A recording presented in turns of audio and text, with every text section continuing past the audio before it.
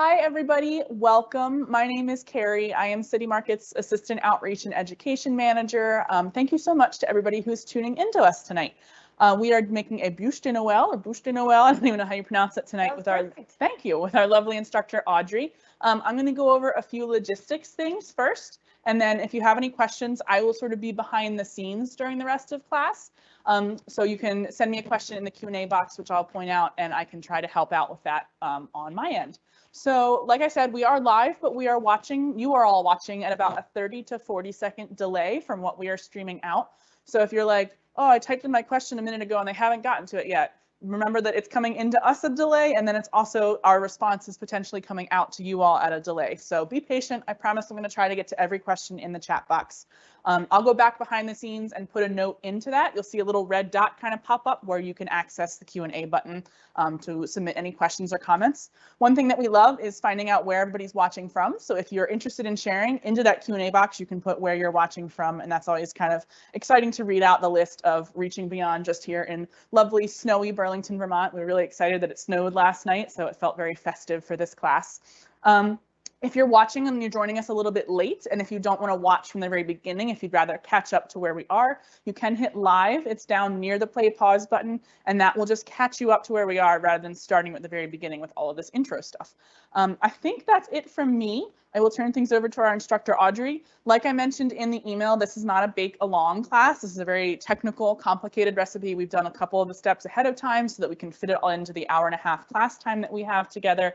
So again, use this as sort of inspiration and learn how to do this, and then take that printed recipe and go on and make it on your own time and in your own schedule. So Audrey, take it away. All right, I will try.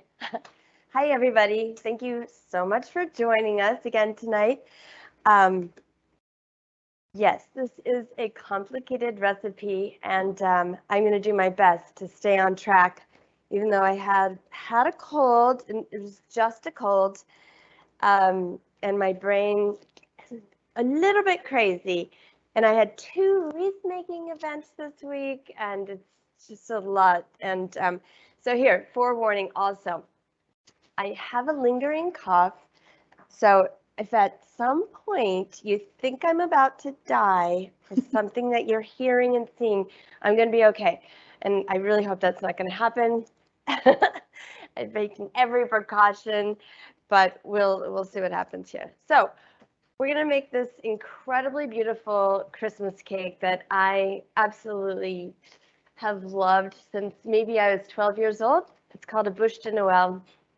The story goes, as I just heard from my mother the other day, I didn't even remember this. My mom lived in Washington, D.C., and my dad and the rest of our family lived in Maryland. And so my mom would always bring these fancy things from Washington. And one year she brought a Buche de Noel from the Watergate Bakery, which is super fancy and gorgeous. And apparently I immediately said, oh my God, I think I could make that. And so I tried making it, and I have been making them many, many Christmases since then. So it was quite a long time ago. They're so adorable and charming, and I think you might all know that I love charming.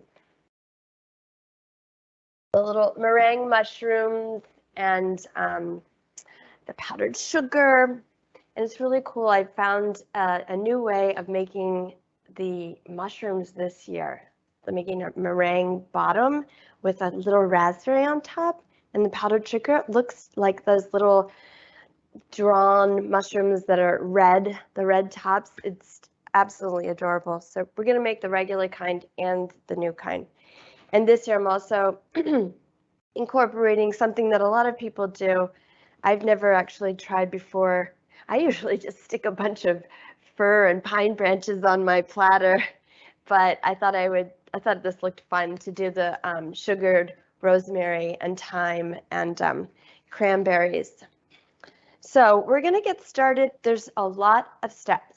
I would just watch if possible and enjoy the antics that are about to happen. We have people watching from kind of what we had last time, both coasts and then the middle of the country. So we have California, we have Burlington, we have Essex, we have San Fran, we have Massachusetts, we have Arlington, Virginia, and then Normal, Illinois. Normal, Illinois. Normal, Illinois. All right. Welcome, everybody. Well, thank you all. I'm so happy that you're here with us.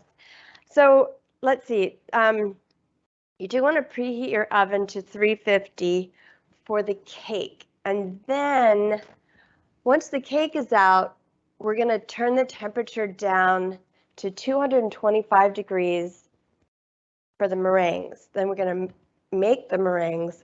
And then when we put them in the oven, we're going to turn it down to 200. And that's what we're going to keep them at for 2 hours, or even 2 hours, then turn the oven off and leave them in there overnight. Make sure that you're not making meringues on like a super, super rainy day. It really does mess them up. So the first thing we're going to work on is the sugared rosemary and cranberries and all of those things. And I'm just, oh, here they are. Again, a lot of steps and a lot of stuff. Yeah, I have things everywhere. I needed like a map. So for the sugared rosemary, thyme, cranberries, I already did this step to save time, but you're going to take a cup of water and a cup of sugar and bring it to a boil. And you're going to put your cranberries, rosemary, and whatever you're using into a bowl, and then let that liquid cool for a few minutes, and then pour it over your herbs and berries. Then you're going to let that sit for at least 6 hours or maybe even overnight, and then it gets into this very syrupy situation, which I have right here. And you can use your fingers or chopsticks or something. So this is, I'm just putting this on, I don't know, can you see this? I'm putting it on a silicone mat here. You could also put it on parchment paper, tinfoil, something that's easy to clean. And then I'm gonna let this all dry. No, I'm not gonna let it dry yet. I'm actually gonna sugar it first. You could put it in a bowl first and sugar it, or you could just put it on here and sprinkle sugar on, move it around. It's so pretty already. And wow, when you pour the warm water over this, it smells incredible. So using a different hand, I'm just gonna sprinkle the sugar over these things. And so they're just gonna be all beautiful and sparkly to go on top, or not on top, but decorating the serving plate. Thank you. So then we're just going to let this sit for as many hours as you know, like at least 2 hours, or could be overnight. Okay, so now that we have that done, put my damp rag, clean my hand off here. Next thing on the list is to make the cake. So this has a couple of steps. Let me just put this stuff away real quick.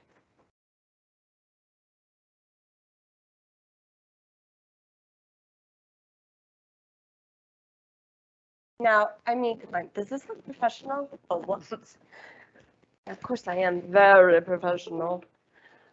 Sort of. Let me just clean this off. So I have already separated 6 eggs. And I've also, let's see, I think I'm supposed to have a big bowl. Too. Big bowl for you? Big, yeah, big. Oh, I do have a big bowl right here. That's great. I'm so organized. I don't even know where everything is. Oh, somebody asked a good question for the cranberry and rosemary liquid. Can you use that liquid for anything else? Gosh, you probably can. A cocktail. Cocktails, yeah. Oh my God, that would be such a great thing to do. Please write to us and let us know what you've come up with.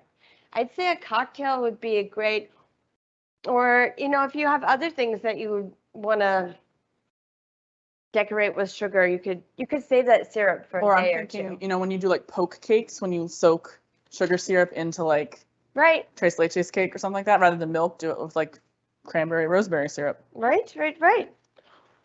Or the other thing you could do is if you have a cake and it gets very dry, a lot of times people use a simple syrup to brush on their cake to keep it moist. So you could use that as well. Okay, so here's what we need. We need 1 3/4 cup of cake flour, 2 tablespoons of unsweetened or Dutch processed cocoa powder, 1 teaspoon of baking powder, half a teaspoon of salt, and that's our dry ingredients. So I'm going to sift those into a big bowl. I just mixed them all together for the sake of time.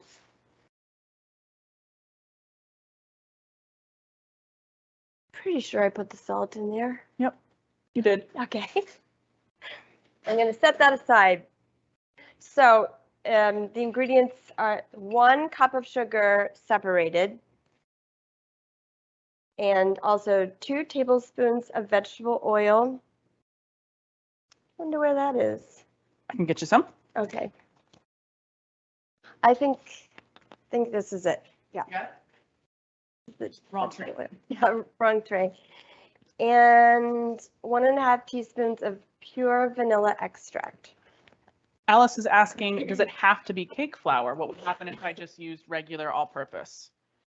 I would use cake flour for sure for this recipe.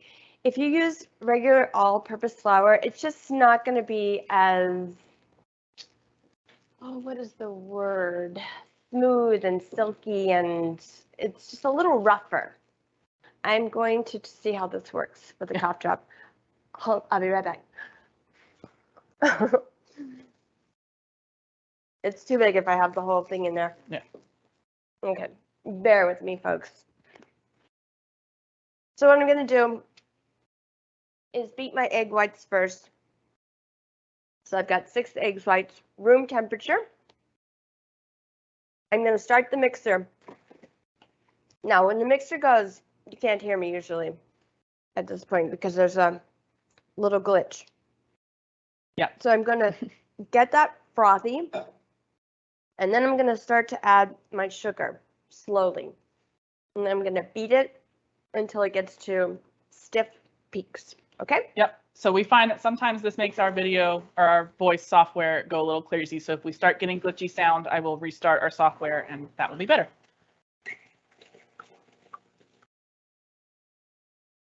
Looking for the froth. Does it sound okay? I mean, we're still on delay, so give me another 30 seconds.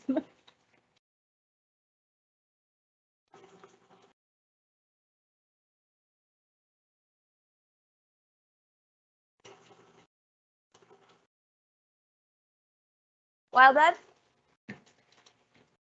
frothing up, I'm just going to add I'm going to add the oil and the vanilla extract to my egg yolks.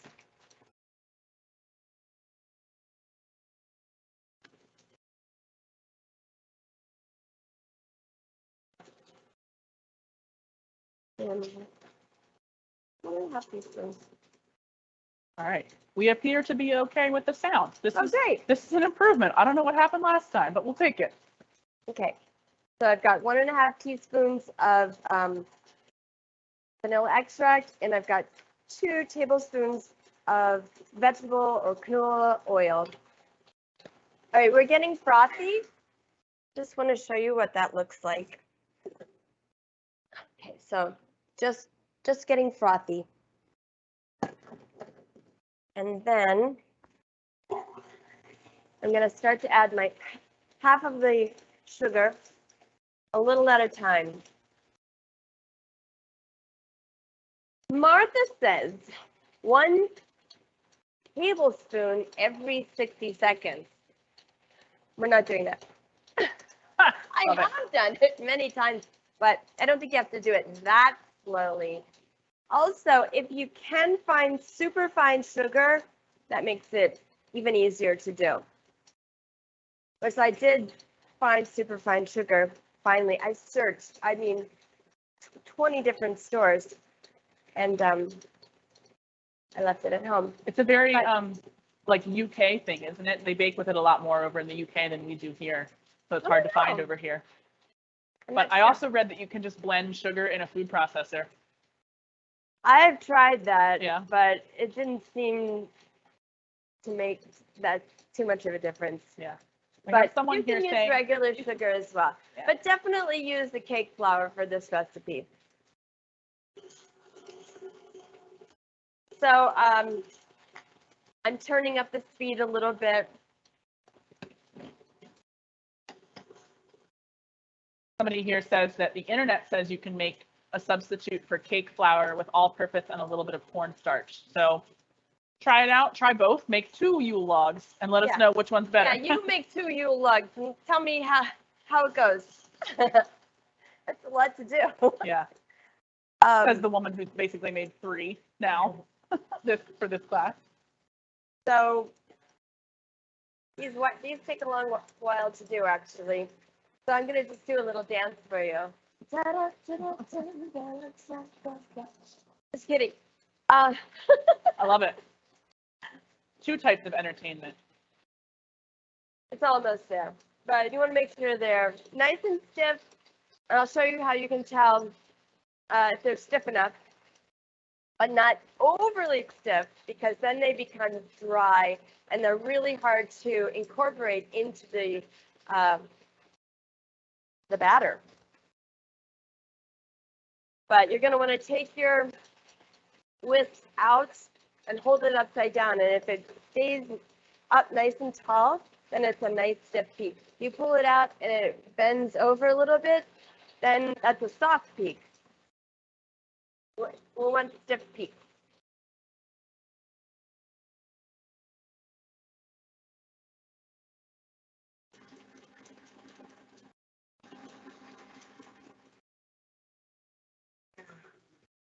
I'm pretty sure this is a soft peak, but I just want to show you. So I pulled it out. And it's wiggly. Can you see that? Can you see that? There you go. Yeah, sorry. So it's a little soft, but we're almost there.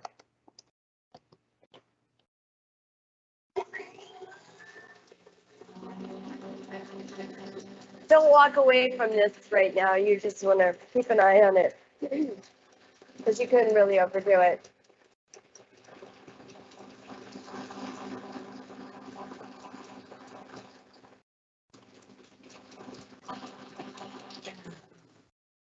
You also want to just do a little,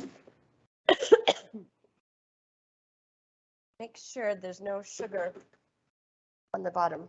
Could you do this recipe without a stand mixer with like a set of hand blenders, or does this recipe kind of need the power of? You could do it with hand mixer. Great. But this is so much easier. Okay, let's see what we got here. I think we're good. Oh, here we go. We have Heather. Hi, I'm in Melbourne, Australia. Awesome. Welcome. We have plain baking flour here or flour with raising agents already included. Is the plain best? Yes. Yeah, because we're adding our own levels of raising ingredients. So this is pretty good. You could go a little stiffer, but you don't bit. want to overdo it. Yep.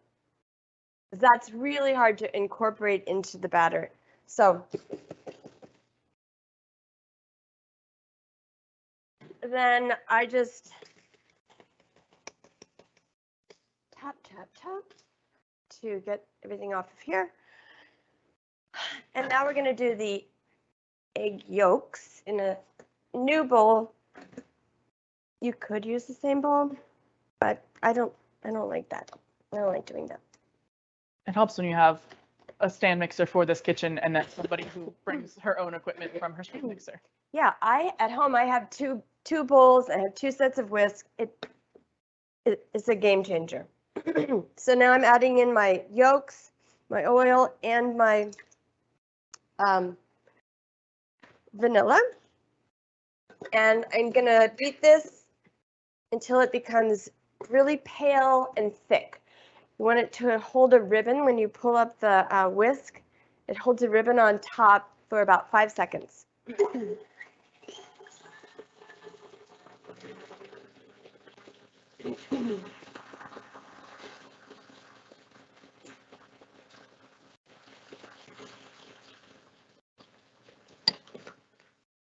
And the sugar. I'm going to add that slowly as well once it gets incorporated.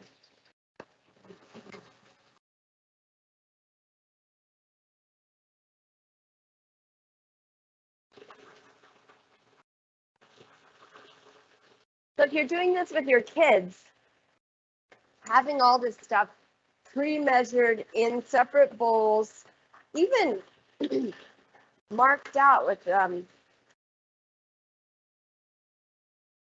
piece of tape on a tray, makes it a lot easier.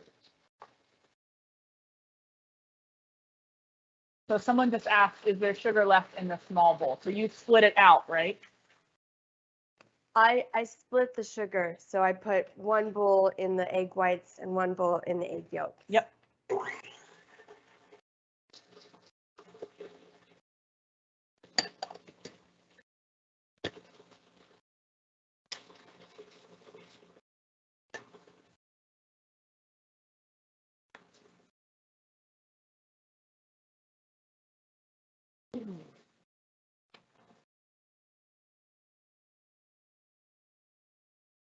Ooh. We have somebody asking for you to demo what the phrase holding the ribbon means. So if you're able to show that on camera, that would be awesome.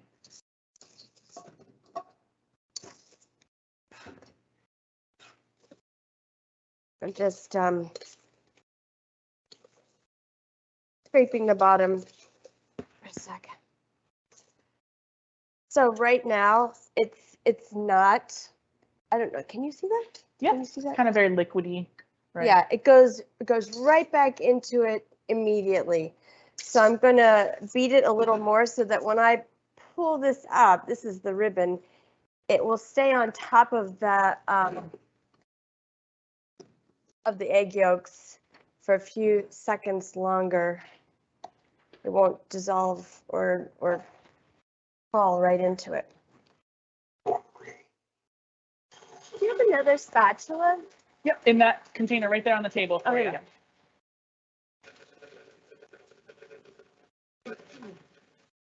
Very important that you always scrape the bottoms of your bowls while you're using the KitchenAid or the mixers. They kind of have a little like divot in the bottom, right? This is stuff. Make sure, and along the sides, that a lot of times the sugar will sort of spray up around the side. And that is a disaster. If you get like a clump of the sugar, oil or whatever in the batter. So I hear that our software just went a little glitchy. I'm going to restart the software for a minute. Okay.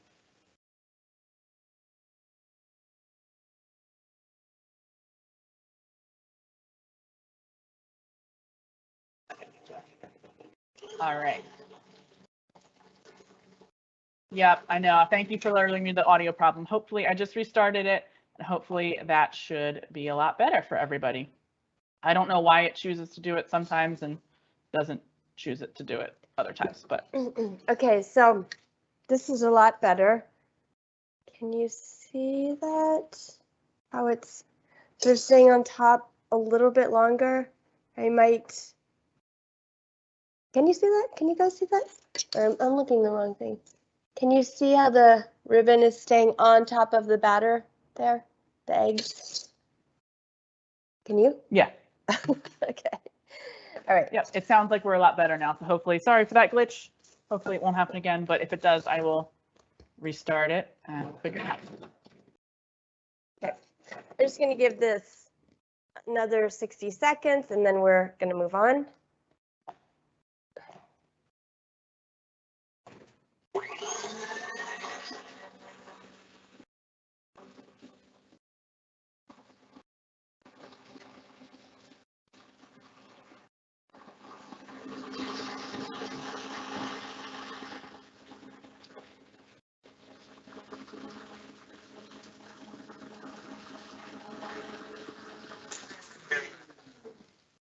All right, so nice and thick, glossy, super thick. It almost looks like vanilla pudding. It's got Yeah. like texture and it's not really yellow as much anymore.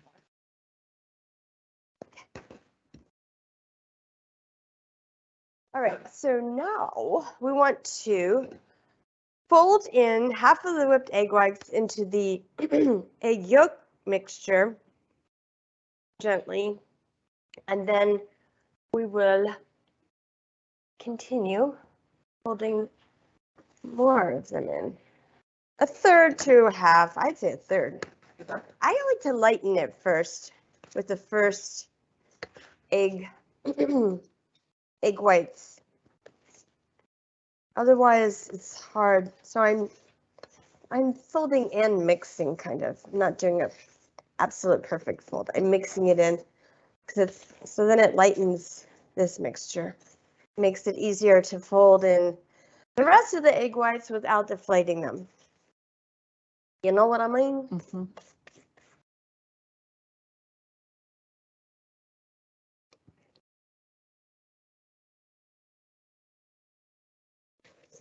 Okay. Yum. Okay, I'm gonna fold in some more. So now folding is bringing it across and down and folding over. You don't want to just mix and mix and mix because then you'll just take all of the beautiful air that we whipped into those egg whites out of it. And this is the leavening of the cake, isn't it? It's got a little bit of baking powder, but this is most bit of the of leavening baking. is the air. This is a sponge cake. So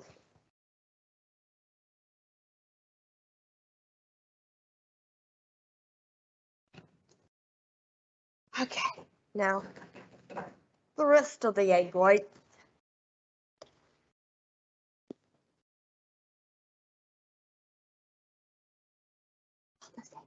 Look at that. Beautiful.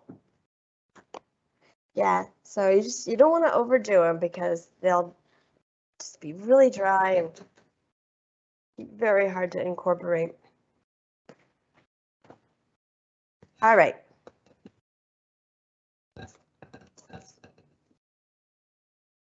Yesterday I made two batches in one mixer, and that was quite a lot.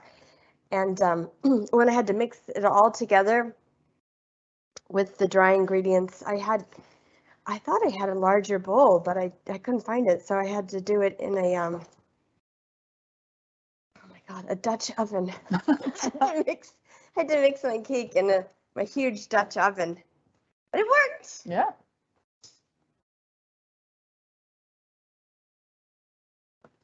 Also, for the person that submitted the question about the meringue, I will ask it when we get to the meringue part. I don't want you to think I'm ignoring you. For anonymous. Okay, so this is looking good. There's still, you can see a little bit of bigger pieces of the egg whites, but that's fine because we're going to mix the dry ingredients in there as well.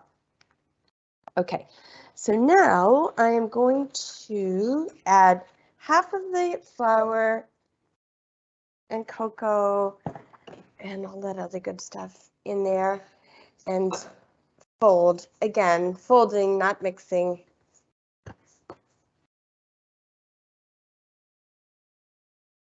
Traditionally, when you're folding, you actually turn your bowl a quarter of a turn each time you bring your spatula through. It's a good workout, right? Arm day. I'm sure lifting that Dutch oven was also an arm workout. Boy, okay.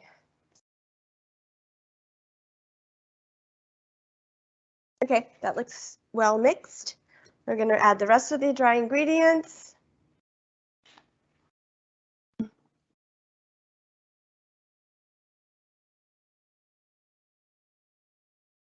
Pull that in, and then we're going to put it into our prepared pan. So before you get all this going, you want to prepare your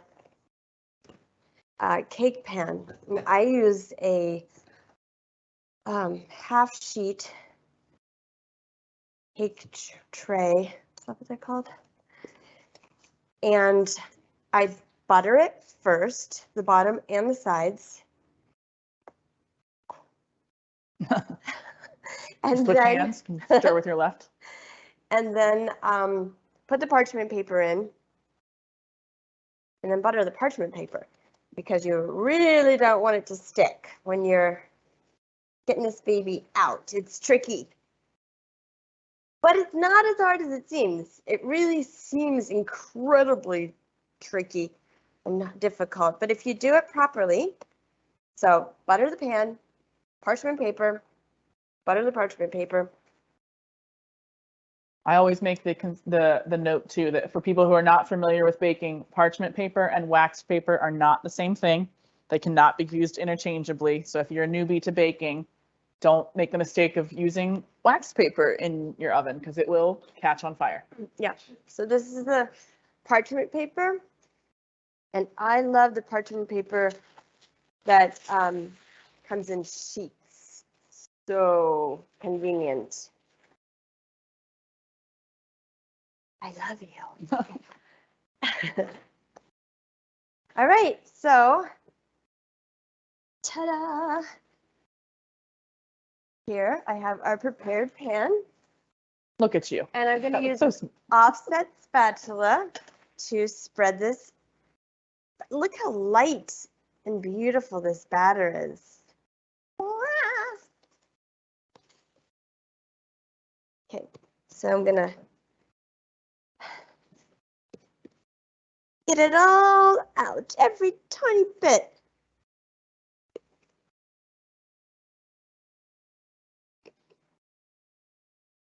What are some other people's favorite holiday treats that you make traditional in your family? What do you guys like to make? yeah, if you want to go ahead and put that into the Q&A, I can read some out. I'll start with mine too while people are typing. My family's German and we make Stollen, but we recently learned that our Stollen is not the traditional Stollen. We think like a Swiss German recipe because ours is very sort of brioche-like and light and fluffy, whereas Stollen is very normally very dense and heavy. And yeah.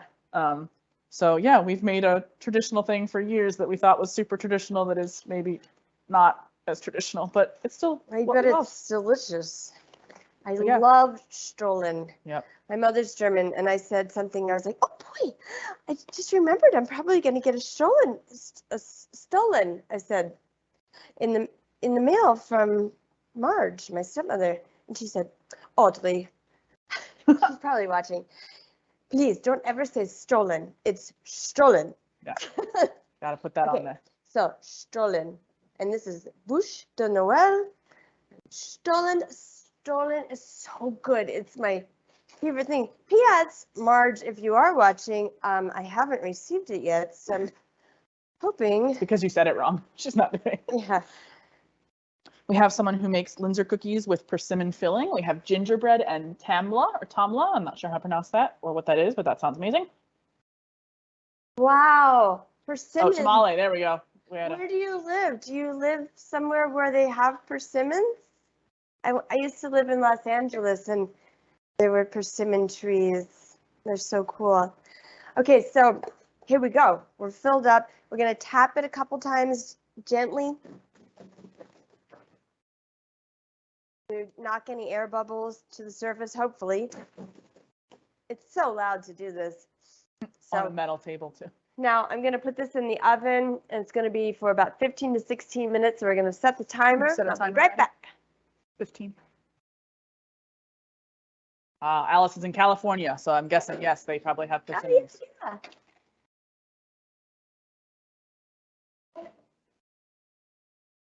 All right. All right, so we've got the cake in the oven. That is exciting. So we're going to get started on the meringue.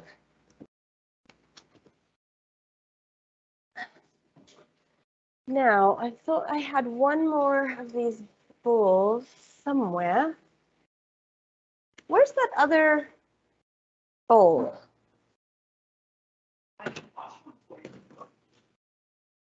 Okay. Wait a minute. Did I put it somewhere? Nope. All right. I guess I do need one washed. Okay. Be right back in a second, folks.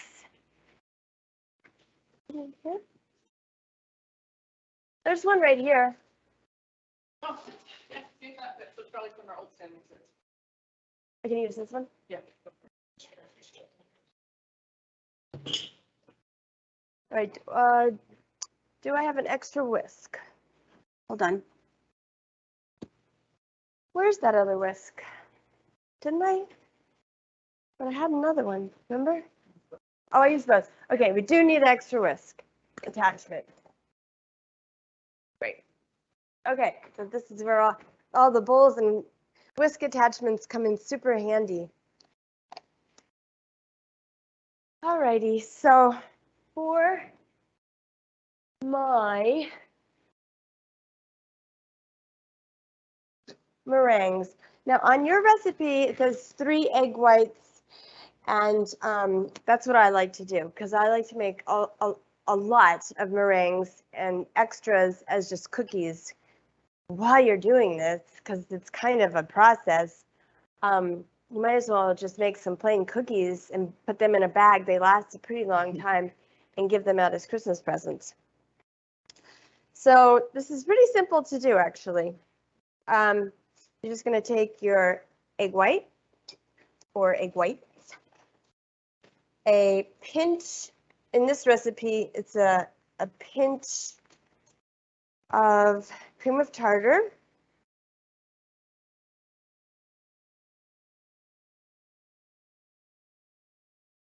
a little less than 1/8 of a teaspoon.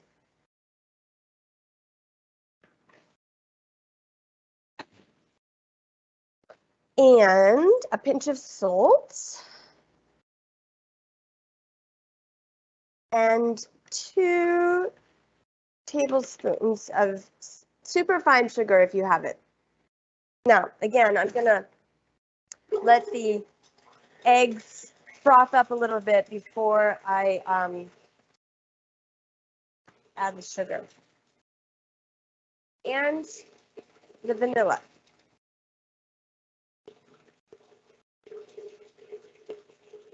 You know what? This recipe doesn't have vanilla in it. And I noticed that yesterday, and I meant to change it. So I would definitely add vanilla to this recipe. And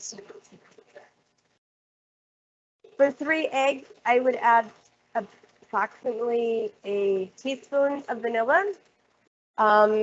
If you want to know exactly how much, you can send us a message and I can get back to you. I'm so sorry that I forgot to add this. Some recipes don't use vanilla, but I find that they taste so much better with a little bit of vanilla.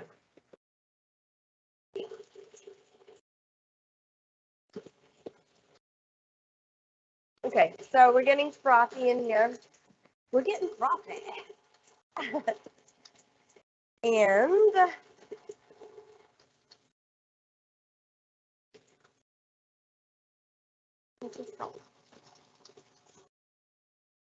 what am I looking for? Spatula.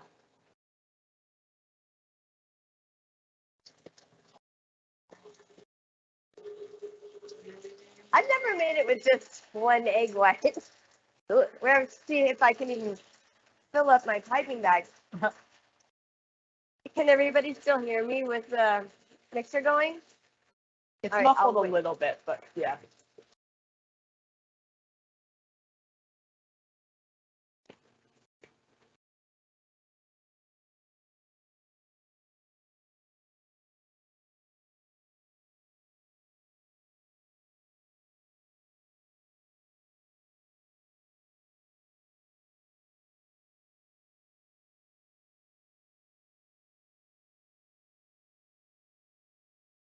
It's mostly just that the microphones try The microphones try to muffle that, and it muffles you too. So they can still hear you. It just sounds like. Okay.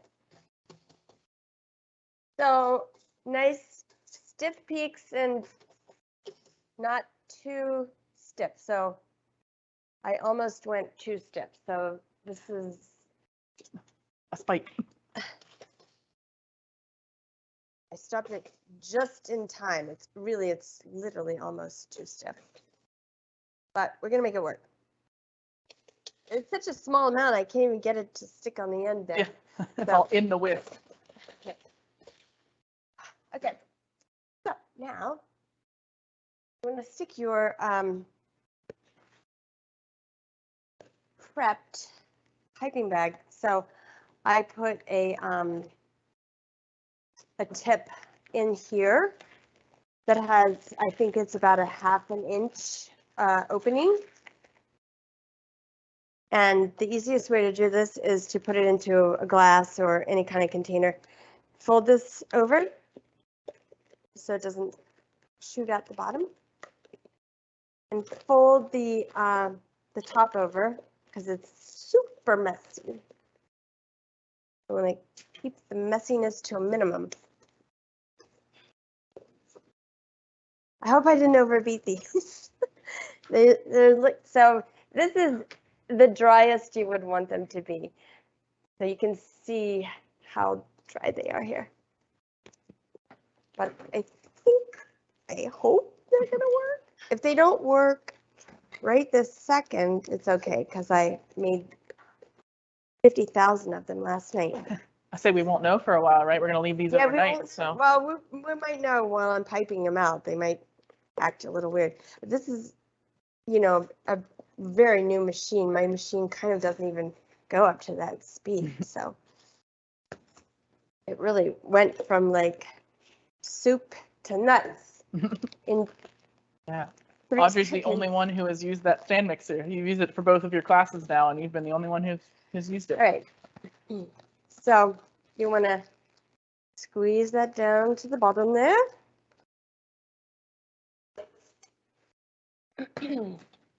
So I like to use tin foil.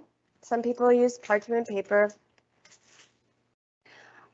Also, P.S., when you're making egg whites, you want to make sure that everything is super, super squeaky clean because any sort of fat can deflate the eggs. So that's making sure everything's very clean. Can you actually see down here? Yeah, it's perfectly centered in the shot.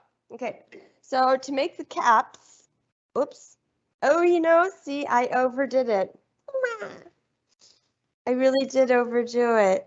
This stinks. You guys. I did overdo it. So when you say that, what are you seeing there that's not working for you? This is not smooth. This is not like it's got a lot of bubbles in it. Okay. So that's a good technique for people to know, like if it comes out like that. Yeah, this is no good. Do you want me to grab some more eggs and we try again, or just want to show the ones that you made? I'm going to show the ones that we made. Okay. For timing purposes. I'm sorry, guys. I was kind of talking to you and turned it on really high speed when it was almost ready. And so you got to really keep an eye on it. And that, well, you'll know if you get to this, that's no good. So that's not happening today. But luckily, TV magic, it never happened. With TV magic, we have the ones that are already pre-made. And so let's actually just go to that right now. Do we have time for that? Yeah, I think that's good.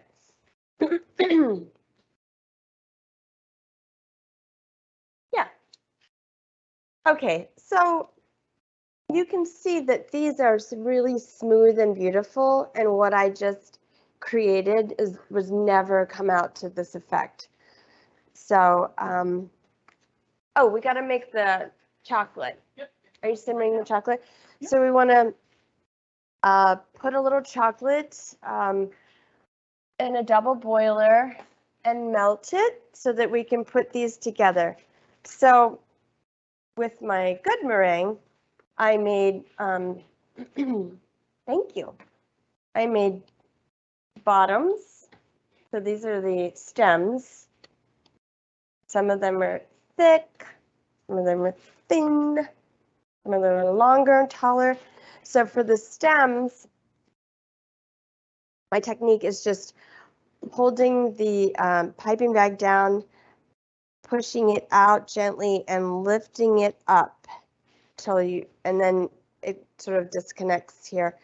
For making the caps, I keep it down and push out and sometimes just move it around just a little bit and then lift it off. Then the trick is to use a wet or damp finger, so you get a little dish of water, and because you'll get these little tips on your caps and you don't want those. But with a damp finger, while you've just created these with your perfect meringue, you can just tap that down and it will look like this. Okay, so I'm sorry that that didn't work out, but Can you talk about the baking process? So say we piped that tray of meringues. Can you talk about what you would do next? yeah, so once I put the meringues, some people dust them with the cocoa powder immediately. I've never done that actually. I just dust them afterwards because I do a little sprinkle of cocoa powder. I do a little sprinkle of powdered sugar. You want to bake them for 2 hours at 200 degrees. And the test is that you pull them up from the tin foil, and if they just lift right off, like it'll be like a little bit, there'll be this little bit of a noise. But if it's like, then you know it's not quite ready yet. So then just turn the oven off and leave them in there. You can leave them in there overnight because you want to have a really dry meringue. So these are more those hard and crunchy type meringues than any sort of softness left, except for maybe the very middle. Right. Okay. So one of my favorite ways of doing this, a good trick, is to use an egg carton, an empty, clean egg carton. And I put the caps in here upside down. And now if I have one of my stems that has a big tip on it, I can cut that off so that I can dip that into my chocolate. Can you see the chocolate? Mm-hmm. So I'm just going to dip that into the chocolate. And then I'm going to stick it on that cap. And this one is already pretty good. I love it too because the chocolate then looks like sort of that dark gill part of Well, a you button can mushroom. do that too. Yeah. You can actually spread chocolate on the whole thing and then take a fork or a toothpick or something and make the little lines. Or you can use white chocolate and do the same thing.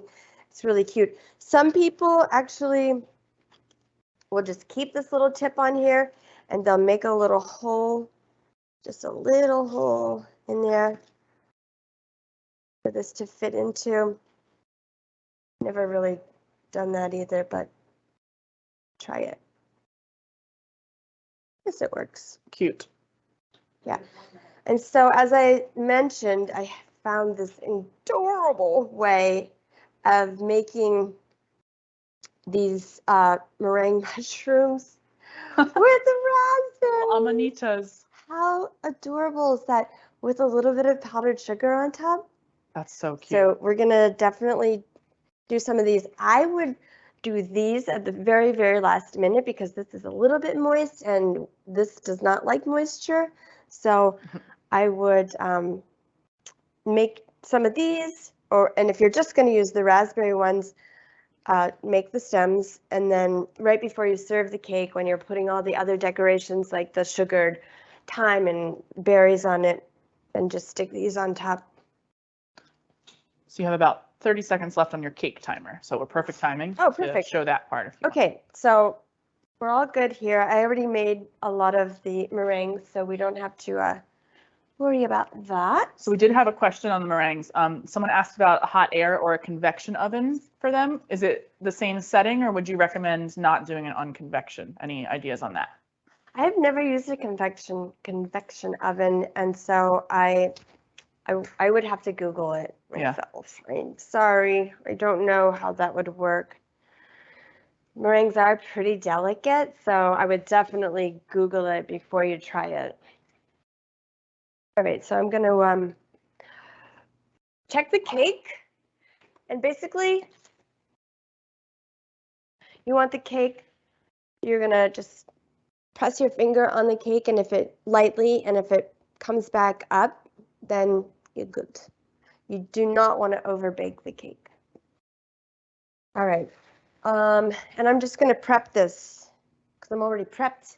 I'm gonna get ready. So this is why the Buche de Noel is so complicated, because like with every step, there's 13 other steps. So I've taken a tea towel and I've sprinkled it with cocoa powder, and I put it on something that I can move around, a cutting board. I'm going to get my cake out, and I'm going to hold it very carefully and flip it onto this tea towel. And then I'll show you the rest. Hopefully it's done.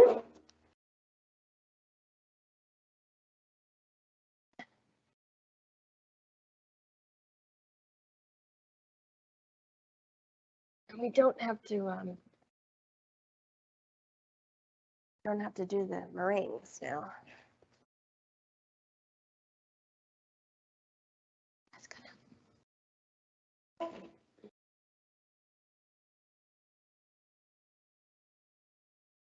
All right. So here's our cake. It's all bubbly and crazy. One other thing that we need to do is take a small knife, and while it's still warm, just quickly go around the edges. We did a great job of buttering this thing, and it is loosey-goosey. So now this is the tricky part and scary, but you can do it. So I'm not going to grab it like this like I normally would. I'm going to grab it from underneath. See how I'm holding it from underneath? Now, take a deep breath. It'll work, I promise. No, I'm scared though. Okay, flip it over. Okay, and hopefully, now don't touch this tray because it's very hot. Look at that. Oh,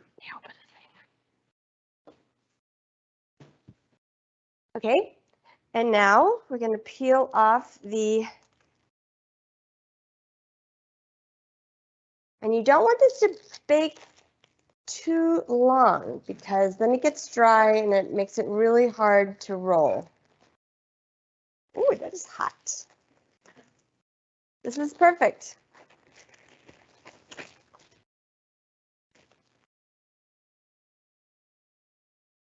So you're gonna, in the tea towel, the cocoa powder is on there so that the cake doesn't stick to the towel when we unroll it. Some people roll from the narrow side. I don't. I roll from the long side because this just makes a giantly tall cake that's very narrow. I like to roll it long so that I can cut off pieces and make those branches. So carefully, with the tea towel, you're going to roll the whole thing up.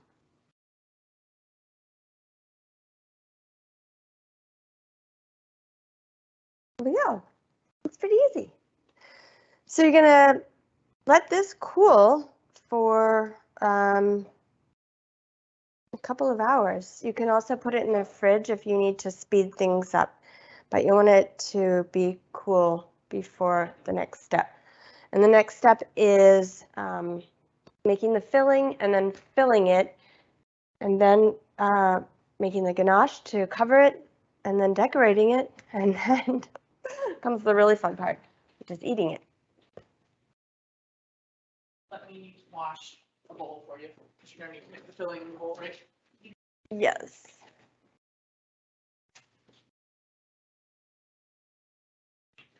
I'm eating a meringue. They're really good. Okay.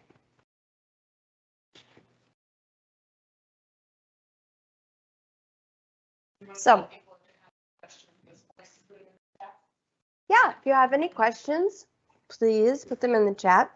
I love answering questions if I can. And this is called a mise en place here. You have all of your ingredients ready to go. And for this type of complicated recipe, this is so helpful.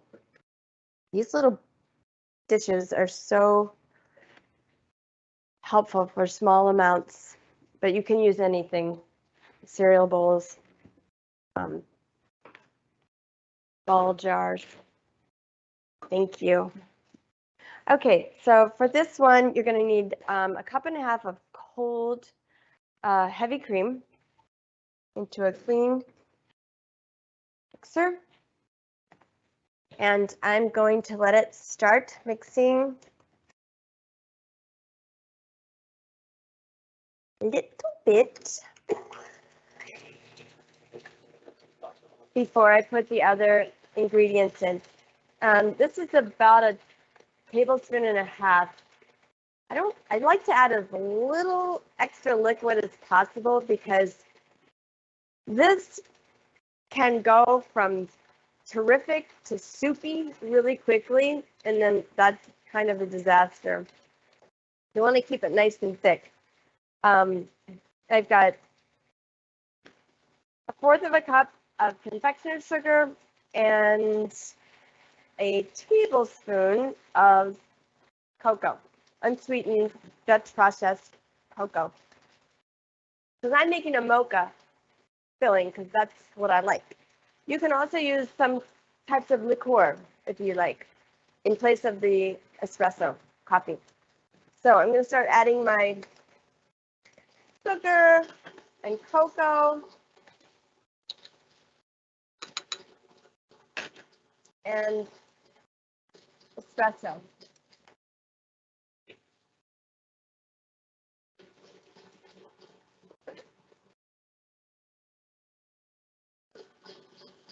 I'm going to give it a little scrape.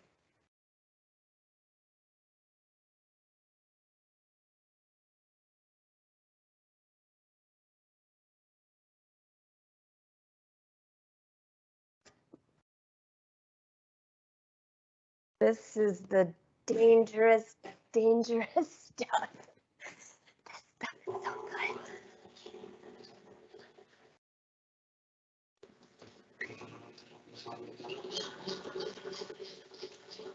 Now I want it to be thick and strong, but I don't want it to be fluffy, too fluffy and dry. So we're just about, again, at that too much point. This is a strong machine. Okay, this looks good. This is what looks good here. This is too dry for like a dessert topping. You'd want it to be a little bit looser, but this would be good to fill the cake. So I'm going to get my cake out that I have already. Thank you. Yes.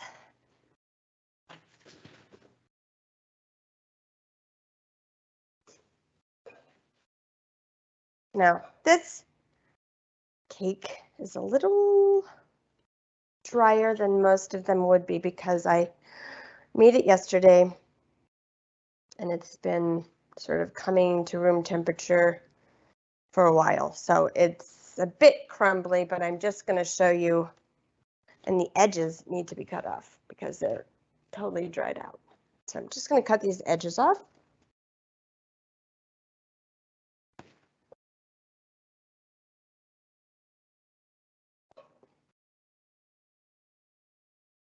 But this is only because I made it last night and then came to the studio and trying to get it back up to room temperature so it'd be easy to unfold. Normally you don't have to cut these edges off like this, but they kind of dried out. Okay, yeah. So you're gonna unfold it, unroll it, and put your filling in there. The whole thing is gonna get glazed with a ganache. You don't see this inside. You don't even see the outside. You're just gonna see the roll, and then you're gonna see the beautiful ganache and the decorations and the mushrooms. Okay. My offset spatula somewhere, but I'll use this little one. So I'm gonna kind of try to keep this about an inch away from the edges, if possible. Did I already mess that up?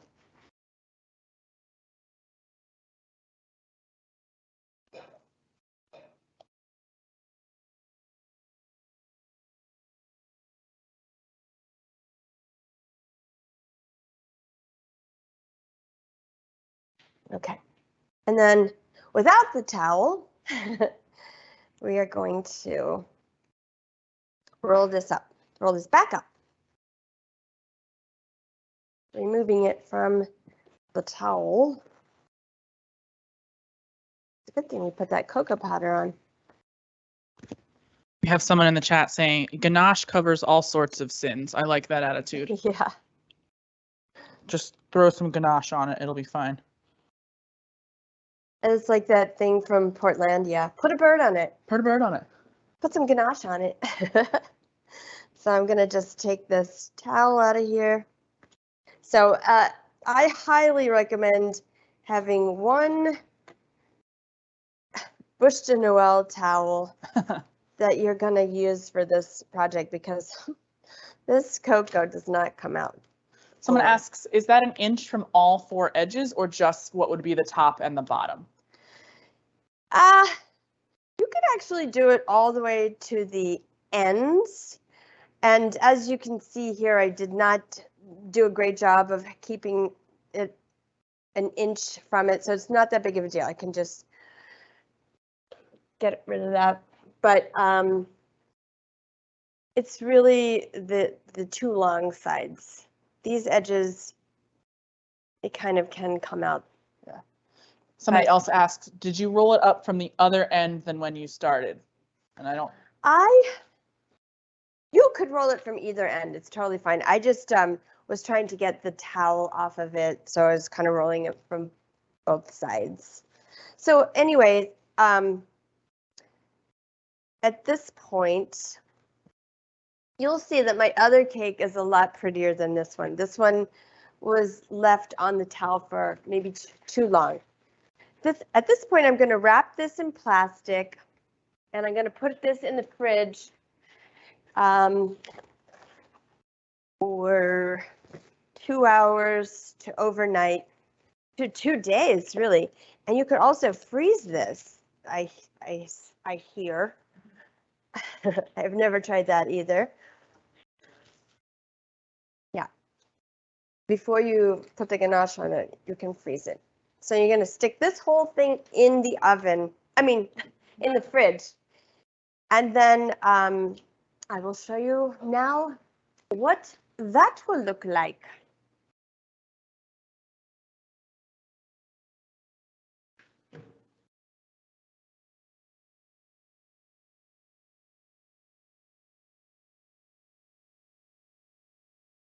Okay, look at this beauty. All right, I'm going to get another cutting board for this. Or am I? Oh yeah, I have to make the ganache. Before I do this, I have to make the ganache. I'm getting ahead of myself. Thank you so much, Carrie. Okay, let me clear this off for a second. Do you see why we didn't call this a bake-along? All right, so we've got our scalded cream and we are just pouring it over our chopped chocolate. I think you have the ingredients in your thing. I don't remember exactly how much it is. 6 ounces of chocolate and 3/4 cup of heavy cream. Okay. Sticking this stuff in here for now. Clean up. So I'm just gonna let that sit on there for a second, and then I'm gonna come back and give it a good stir and let it cool down for a minute before we use it.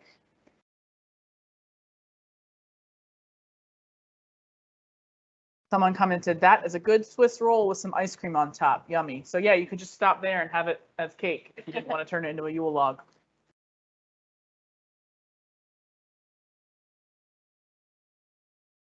Yeah, delish. I know, it smells very good in this kitchen. It's very chocolatey in here. Okay, so we're just gonna mix this together.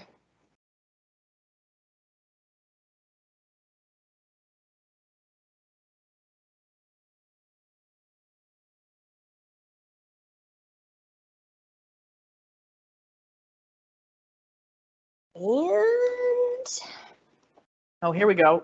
I'm sure it will freeze well. I have made a similar cake with peppermint ice cream as the filling and topped with ganache. The cake was a darker chocolate color, so maybe it just had more cocoa powder in it. Awesome. That sounds good. Ice cream roll yum. cake. I would just worry about freezing the whipped cream filling and then having that thaw out. I feel like that would separate. Ice cream though. Go. Okay, so here's our ganache. It's pretty thin right now, so we're just gonna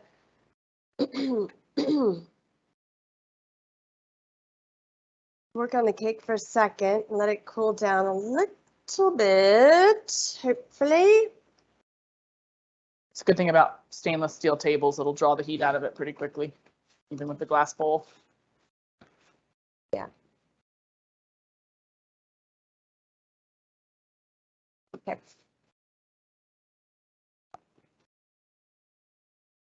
Any other questions from our audience at this point? I haven't seen any more come through the chat, so hopefully everything is making sense and people are following along, but feel free to put questions in as you're watching and I'll ask them when relevant.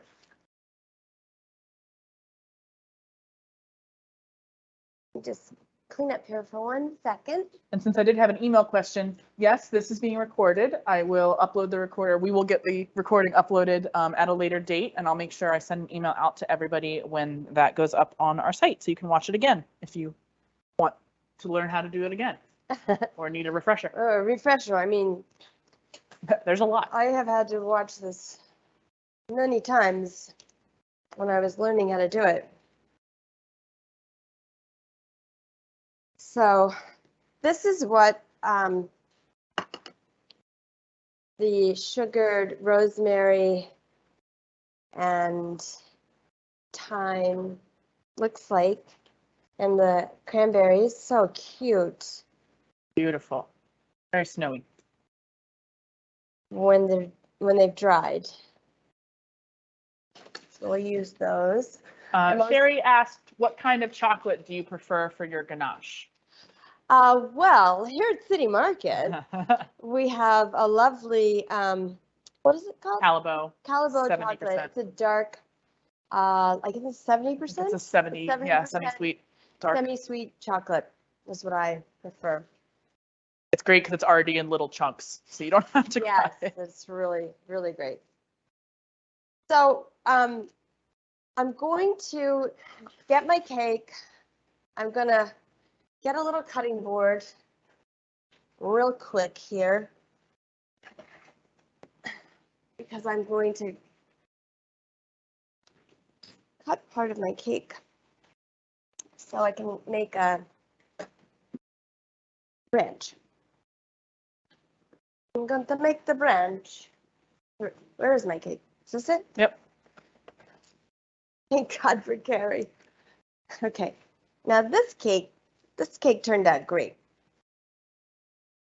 Now, I also am putting some parchment paper on my serving tray because I'm going to put my cake on my serving tray or plate, my pretty plate, and I'm going to put the ganache on it. And most likely it's going to drip onto the plate. And so I don't really want to see that on there.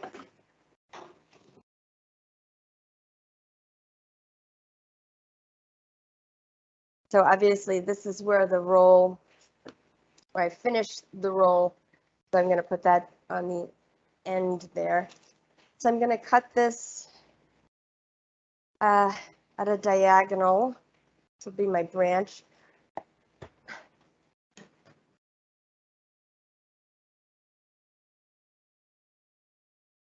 Looks pretty good. If you want this end to be totally perfect too, you could just trim that, which I think I'm going to do. Someone said, oh my God, it is totally worth it to buy one of these. No, it's so much fun once. It is a lot of work. It is a lot of work, but really fun to do.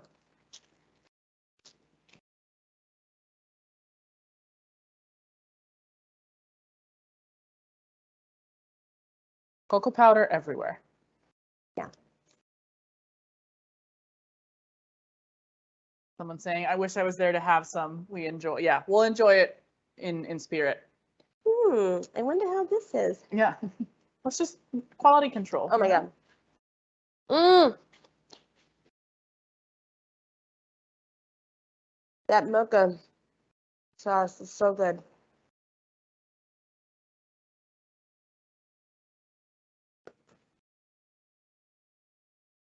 Okay.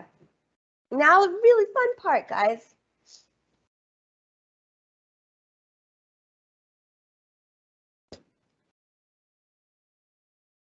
So,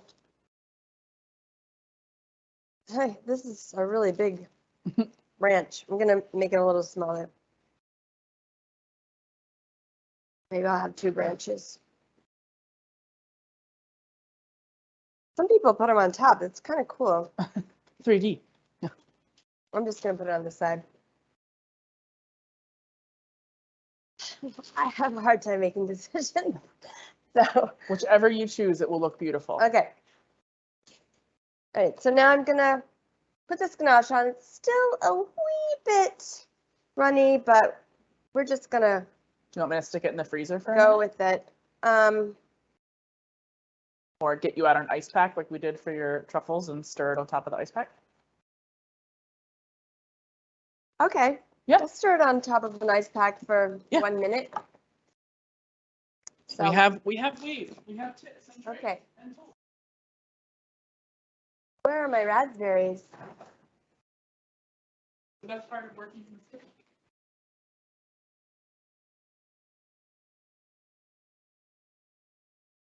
I have all my elements.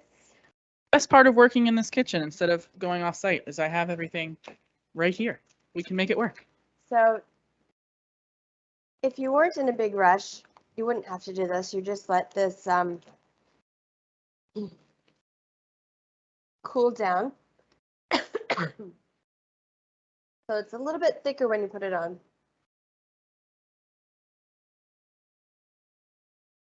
But I want to have it a little bit thicker now so that I can show you how you can make these pretty designs that are supposed to look like bark. But I'm not sure it's gonna happen soon enough.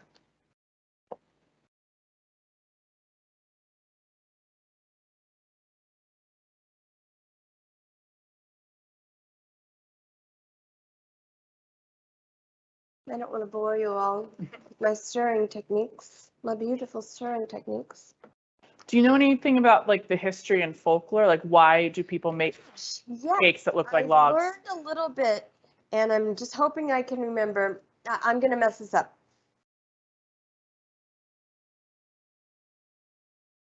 Gosh darn it! I can can barely Google it remember. really quick. It's something about in France, maybe during the war, they would light these fires with these giant logs, and they would keep them going. Gosh, I can't remember. Yeah, so it has, I'm Googling it real You have to quickly. Google it. Yeah, so it's, again, it's tradition in France. It dates back to when we were celebrating Yule instead of Christmas. And basically the idea is that they would, like you said, start fires with enormous logs that were to ward off the darkness, literally and figuratively, of sort of the end of the year, turning of the season sort of things, to keep the fire going for a very long time on a single large log. And now we decided we'd rather eat cake than burn things. Yeah, my story had a little more detail of Yeah, see what I how this brought good luck and good fortune and things with, and they would light like the next log with the embers of the first log. They keep going that way. But anyway, that is the basic story of the Yule log. I'm gonna glaze, and I won't be able to show the bark making techniques as well as I had hoped. But let's just see how it goes here.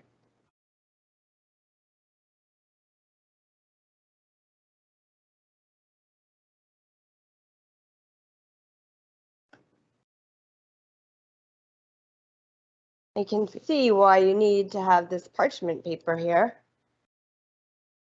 for these drips.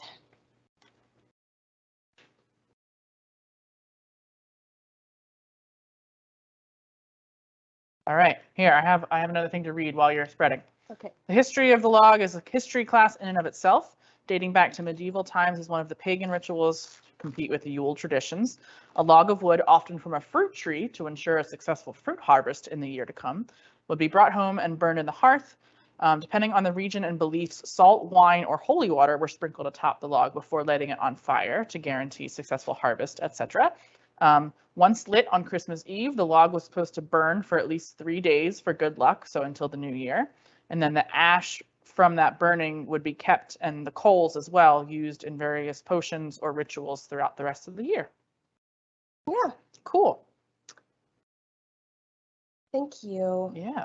So this is actually working pretty well, and there's all sorts of techniques that you can try, like using a fork or a knife or something, but honestly, this is already looking like bark. Log-like, yeah. We have someone asking, could you just use chocolate icing instead of using melted chocolate ganache? Yes, you could use buttercream. You could frost this with what your heart's desire. A chocolate buttercream, or you can do the opposite. You can make this a white cake and have, I've done that before too. Have sort of chocolatey mushrooms and things like that. So it's like a completely snow-covered cake. But I think that the brown, the chocolate, is more realistic. Yeah. So we have Alice asking, do you cover the cut sides or do you leave it open so that you see the spiral? Yeah, no, you don't cover the cut sides because you want everybody to see that beautiful spiral, that it looks like a log, which should anyway. And we also have Alice asking, for the strong coffee in the filling, do you brew the coffee? And if so, do you just use less water? Or did you use like instant espresso or something? I use the instant espresso, which I packed, but left in that bag. That darn bag that I left at home. That's okay. There's a little jar of instant espresso. It's Italian. It's perfect for all this sort of stuff. So I just put the little log, the branch that I cut off. I just stuck that on there. And I'm gonna slather that with some more of this ganache, which is in a pretty good state, I think. Yeah, it's staying still where you put it, which is nice. I love the idea of a white chocolate one being completely snow covered. That's fun. Yeah, I don't know. I did those mostly for some reason. Now I'm going this way. This is the part the kids want to get involved with. They don't care about the baking and the whipping. They just I want to spread chocolate on things. Okay, this is looking good. Plus we're gonna do so much decorating.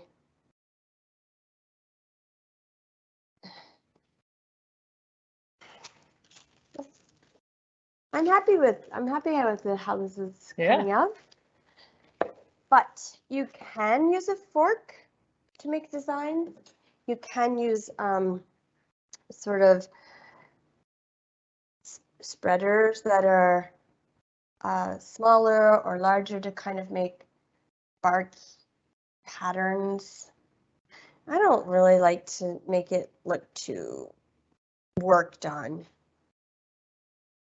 but Rustic. yeah, I like to keep it kind of au naturel. But that looks good to me. Okay, now for the fun part. So we have all of our beautiful decorations, but I must take the paper off. This Normally, is the point that would make me nervous. Yeah, normally I would let this set for a bit longer before I do this, so I could ensure that no mess making would happen. But for you, I will do it now. TV magic. Look at that. Pretty good. So I kind of held that branch on there while I was pulling the paper out. I did the same thing here. Oh gosh, you guys, this is looking good, right? So now it's time to decorate. So you can take your sprigs of sugared branches of rosemary and thyme. You can also just take fresh rosemary and thyme. I think look super cute as well. They don't have to be all sugared. And you have the little gorgeous cranberries that are sugared. Uh-oh. Only a few minutes left. Holding that cough. Holding it there. Okay. And normally I would take hours to decorate. Figure out exactly. But I'm going to try to do a nice quick little thing here for you. You think I'm joking, but I'm not. Okay, and now for the piste resistance. Okay, so you can put mushrooms on top. Love it. They're so cute. They are just so adorable.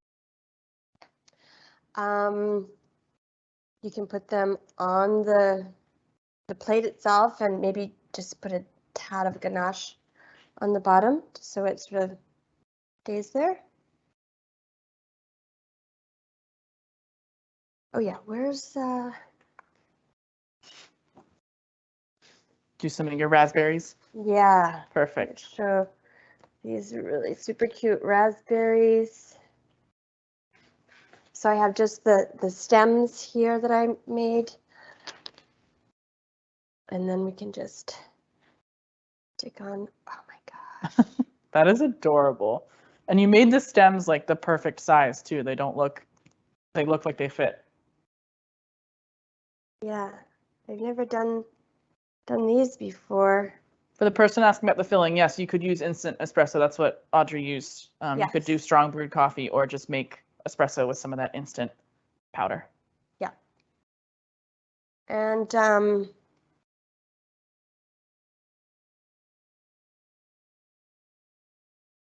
so on the mushrooms, you could sprinkle a little cocoa powder, which looks very, very cute. And on the whole thing, Get snowed on like we did yesterday. just get a little bit of powdered sugar going.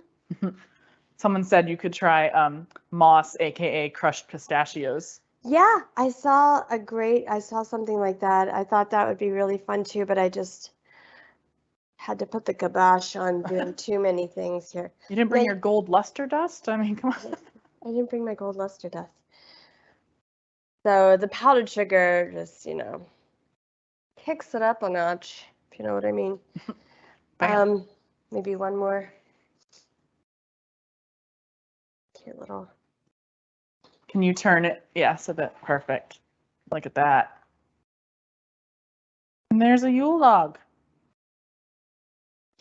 So cute. It's so cute, Audrey. I would probably continue sticking mushrooms. You can stick around after we end the live stream and decorate to your heart's content. And so there she blows. There she is. So should we try it? I think so. Okay. Now, this weekend at one of my wreath making tea parties, we have 1 minute left, I made these adorable sugar cookies with this gorgeous luster dust. I just wanted to show you. I mean, you could stick some of these on here as well. So cute. Okay. I don't want to cut into it. One says, absolutely beautiful. Thank you so much. I'll show you one more. Show you a slide. Yeah. Did you want to get a photo of it before you cut it? I would love to. Okay. Maddie, do you want to get a quick photo before we cut into it? Phone photo? You want to use my phone? Sorry, guys. No, we got to get a picture of it.